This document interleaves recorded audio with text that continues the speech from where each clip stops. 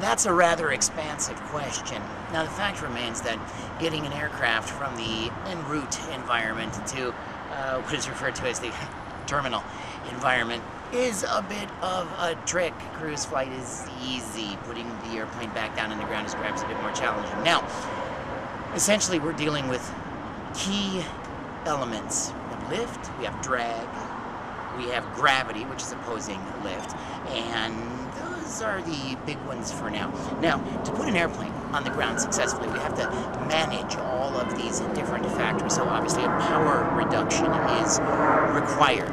So power needs to be reduced. Grab the handful of power lever. There's going to be levers because there aren't too many single-engine civilian aircraft out there.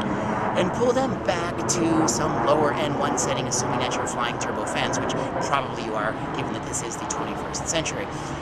Power is reduced. There's going to be speed limits set for when you can start dropping drag devices off of the airplane. When I say drag devices, I mean flaps, I mean air brakes, I mean landing gear, which obviously serves as a bit more than just a drag device. So we retard the power levers, we wait for the aircraft to slow to some placarded speed, thence we drop some approach flaps, presumably. Now, we're not even going to talk about the approach and how to land an airplane on instruments. We'll pretend it's a beautiful day, like this.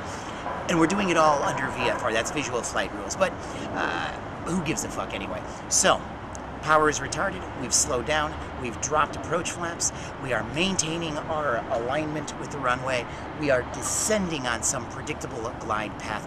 Now, when the aircraft is slowed down sufficiently, we will drop the landing gear out. Now, this is a judgment question. We don't want to drop the landing gear out if we're landing at Boeing Field, which is right over here, and we're coming from, let's say it's a short flight in a Hawker Siddeley, a Hawker 800XP, and we're coming from Vancouver. We don't want to drop the landing gear at the border. We probably want to wait until we're a little bit closer. And again, there are some specific points, however, we don't have to talk about those now. The gear comes down. The flight characteristics of the airplane change dramatically when the gear is down. Further power adjustments are going to have to be made for purpose of maintaining an airspeed conducive to the aircraft not tumbling out of the sky. Again, it's a balancing act.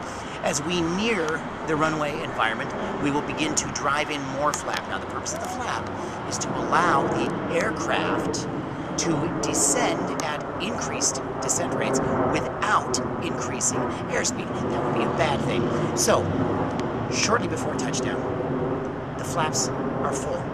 The landing gear is down and locked and verified. So, now remember, young aviators, the eternal question: do we pitch for airspeed or power for airspeed?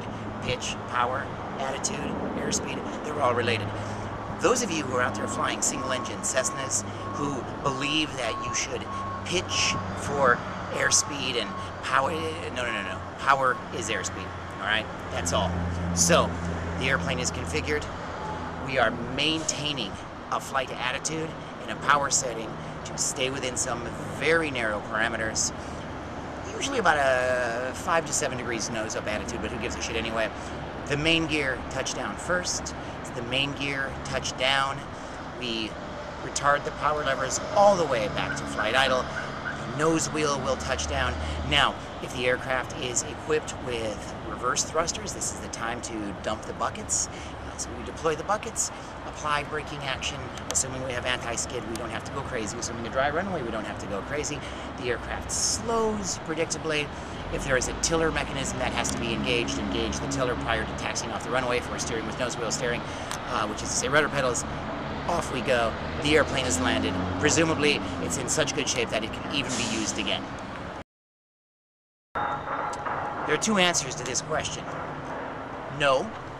And then the more emphatic, abso-fucking-lutely not.